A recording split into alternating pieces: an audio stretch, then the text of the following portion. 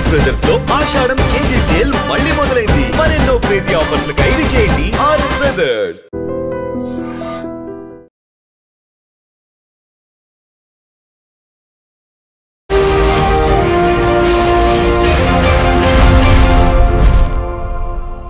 నమస్తే, welcome to I dream social spotlight with కవిత.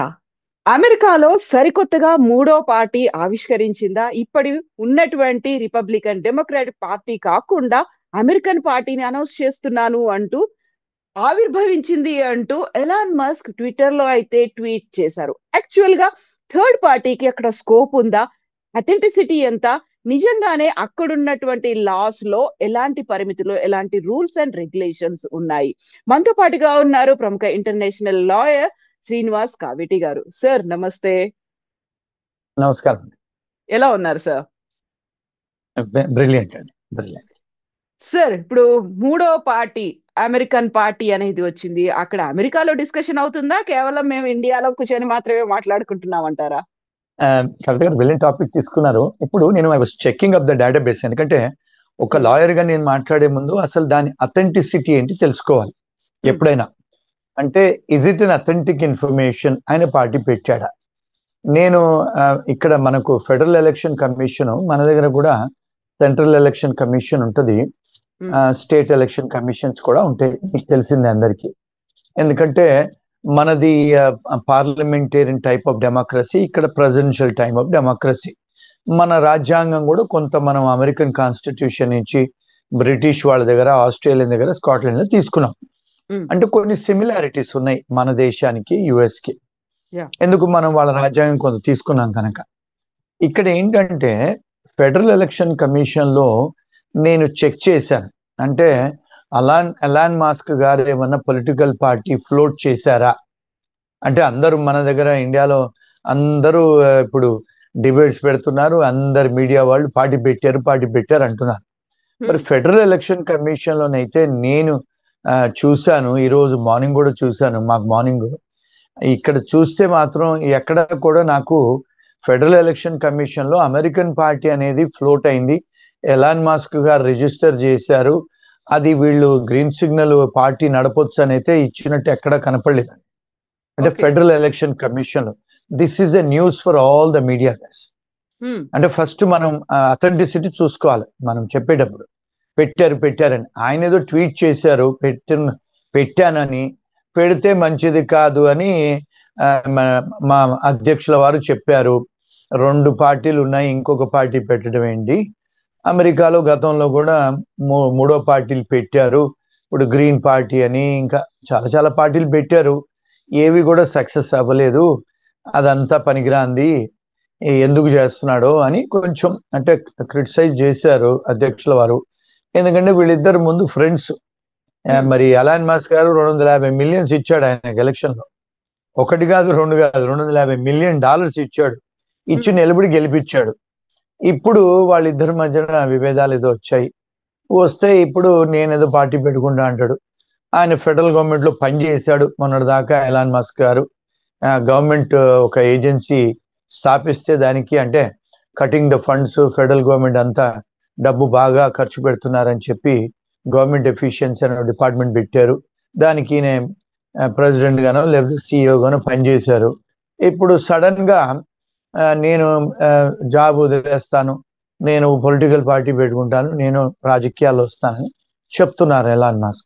అది ఎంతవరకు సాధ్యం అవుతుంది చూడాలి. ఇంత అంటే it's too early to say. అది ఒక ఆస్పెక్ట్ అండి. రెండోది ఏంటంటే అసలు యాక్చువల్ గా అమెరికాలో థర్డ్ పార్టీ పెడితే సక్సెస్ అయిన దాఖలాలు ఏమన్నా ఉన్నాయా?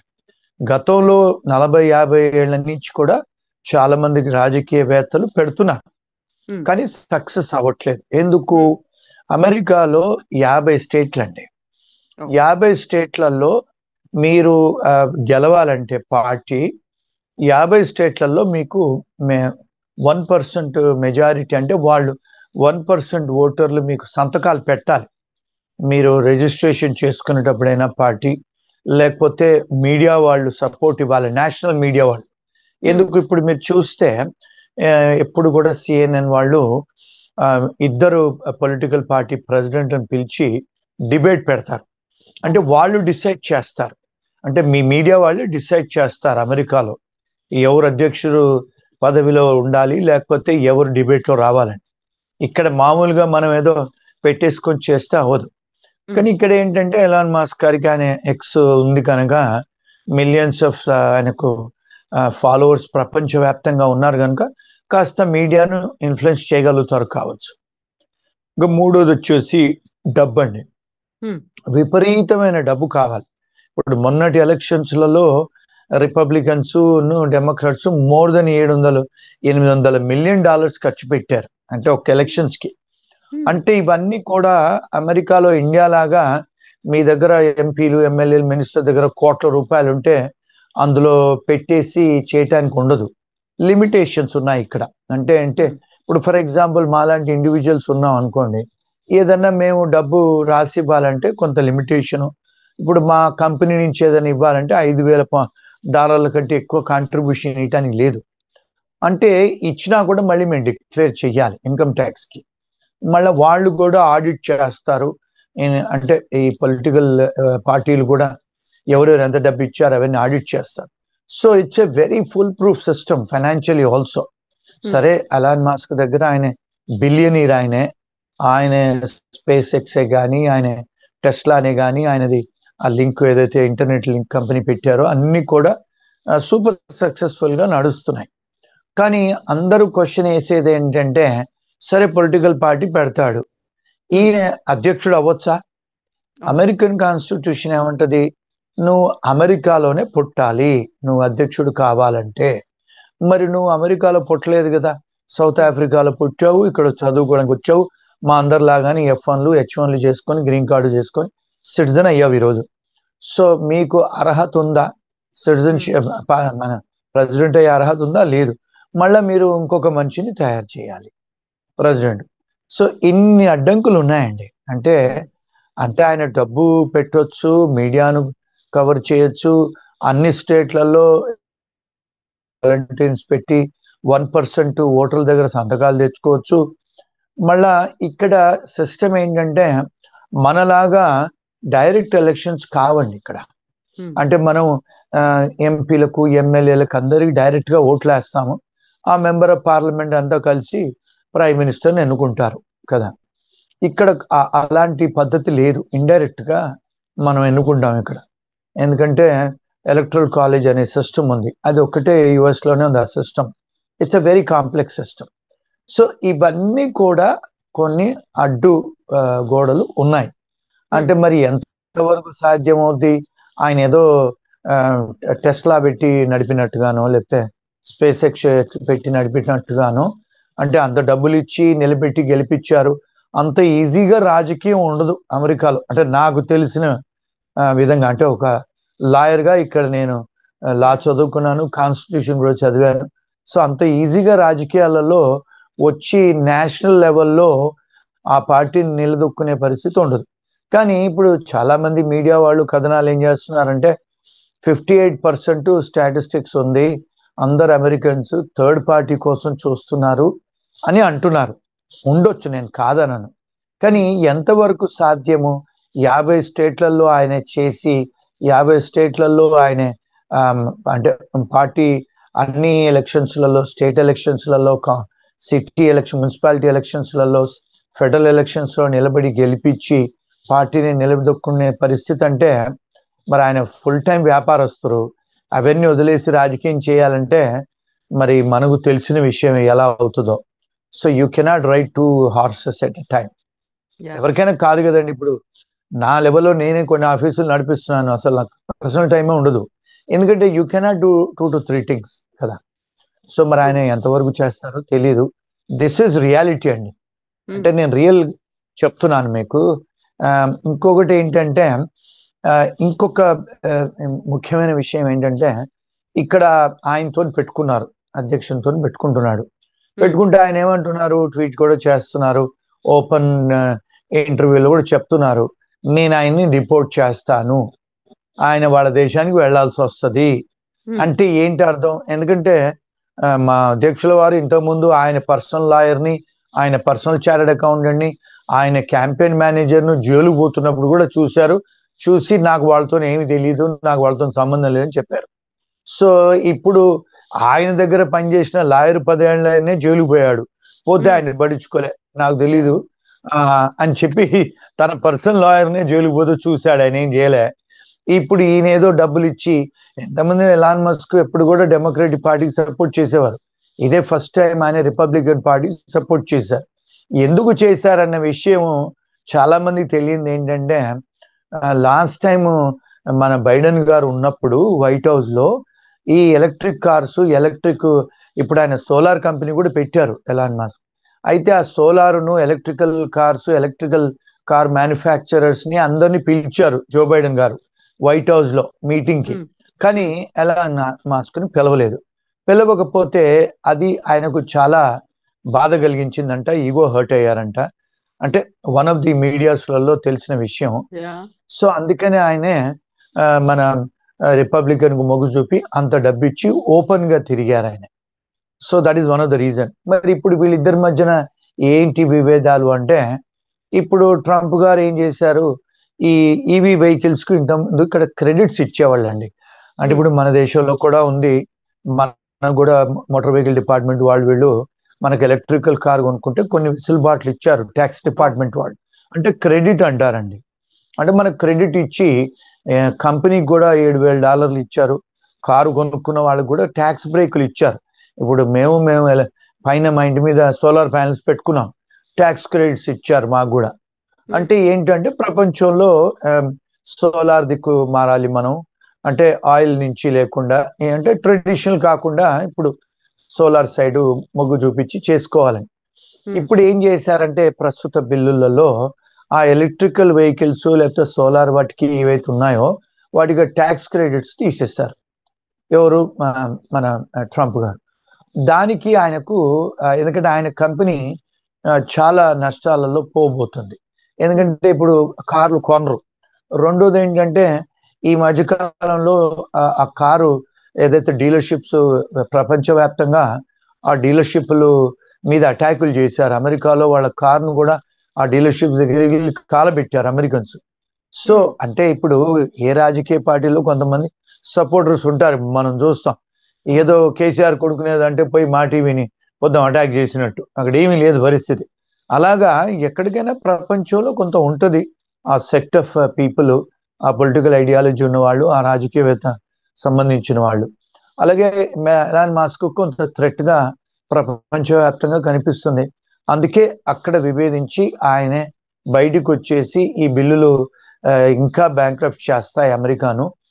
మనకి ఇప్పటికే $35 ట్రిలియన్ ఆఫ్ డెఫిసిట్ ఉంది, ఈ బిల్లు వల్ల ఇంకా డెఫిసిట్ అవుద్ది, ఇది పనికిరాని బిల్లు అని చెప్పి క్రిటిసైజ్ చేశారు. సో అక్కడ అయిందండి వీళ్ళిద్దరి మధ్యన. సో అది నా అనాలిసిస్ అండి.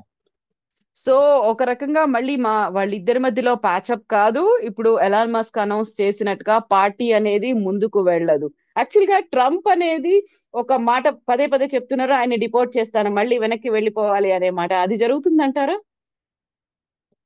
ఇప్పుడు అమెరికన్ లాలో డీనాచురలైజేషన్ ప్రాసెస్ అని ఒకటి ఉందండి. అంటే ఇది ఇమిగ్రేషన్ లా. డీనాచురలైజేషన్ ప్రాసెస్ అంటే ఏంటి? ఇప్పుడు ఫర్ ఎగ్జాంపుల్ మేమంతా ఇక్కడ సిటిజన్లం, అంటే ఇక్కడ పుట్టుకతోనే సిటిజన్లం కాదు. మా డాటర్ ఇక్కడ పుట్టింది, ఆమె పుట్టుకతోనే citizen by birth. Naturalise citizens అంటే ఏంటండి? ఇప్పుడు మనం F1 లో వచ్చి H1 చేసుకొని గ్రీన్ కార్డ్ చేసుకున్న తర్వాత దరఖాస్తు పెడతాం, మేము ఈ దేశానికి సిటిజన్ అవుతాము అని. వాళ్ళు ఏం చేస్తారు, మనకు ఇండియాకు డబుల్ సిటిజన్షిప్ యాక్ట్ లేదు, అంటే మనం ఇండియన్ పాస్పోర్ట్ పెట్టుకుంటాం, మేము అమెరికన్ పాస్పోర్ట్ పెట్టుకుంటాం, అంటే అలాంటి వెసులుబాటు మన దేశానికి లేదు, వేరే దేశాలకు ఉన్నాయి. సో ఎప్పుడైతే ఒకసారి మేము అమెరికన్ సిటిజన్ అయ్యామో ఇండియా పాస్పోర్ట్ ఇచ్చేయాలండి. ఒక్కసారి సిటిజన్ అయిన తర్వాత మరి న్యాచురలైజేషన్ అంటారు దాన్ని డీనాచురలైజేషన్ చేయొచ్చా? చేయొచ్చు. ఎప్పుడు చేయొచ్చు? ప్రొసీజర్ ఏమిటి? ఎప్పుడైతే నువ్వు సిటిజన్ అయ్యేటప్పుడు కొన్ని అబద్ధాలు చెప్పావో, లేకపోతే కొంతమంది ఇక్కడ దొంగ పెళ్లిళ్ళు చేసుకొని గ్రీన్ కార్డులు చేసుకొని సిటిజన్షిప్ అవుతారో, లేకపోతే మీరు దొంగ పేపర్లు పెట్టి వచ్చారు అమెరికాకు వీసా తీసుకొని, అలాంటి ఏమన్నా ఫేక్ డాక్యుమెంటేషన్ ఫేక్ అంటే మీరు లై చేశారు కొన్నిసార్లు. ఇక్కడ ఎప్పుడైనా అరెస్ట్ అయి ఉంటారు, గ్రీన్ కార్డ్ అయిన తర్వాత సిటిజన్షిప్ అయ్యేటప్పుడు మీ దరఖాస్తులో ఎప్పుడైనా అరెస్ట్ అయ్యావా అంటే లేదు కాలేదు అని పెడతారు. అంటే లై చేసినప్పుడు మీ మీ న్యాచురలైజేషన్ అప్లికేషన్స్లలో ఎప్పుడన్నా లై చేస్తే అలాంటప్పుడు వాళ్ళు డీనాచురలైజేషన్ చేయొచ్చు.